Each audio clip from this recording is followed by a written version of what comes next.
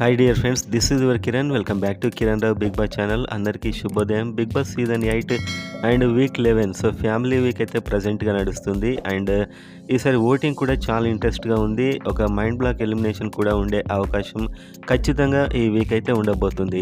ఎందుకంటే చాలామందికి లీస్ట్ ఓటింగ్లో ఉన్నారు చాలామంది.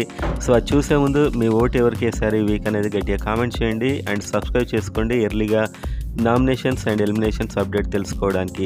సో ఇప్పుడు ఒక అనఫిషియల్ పోల్ చూస్తూ ఎవరు ఎలిమినేట్ అయ్యే ఛాన్స్ ఉందో ఇప్పుడైతే మనం చూద్దాం. సో ఈ పర్టికులర్ పోల్లో చూసినట్లయితే గౌతమ్ టాప్లో ఉన్నాడు. 21% అలా ఓటింగ్ అయితే వచ్చింది. సో ప్రతి పోల్లో ఇతడే టాప్.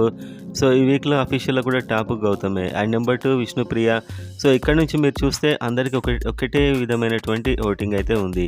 కంప్లీట్గా మిగతా 5 కూడా డేంజర్ జోన్ అనే చెప్పుకోవచ్చు, 15%.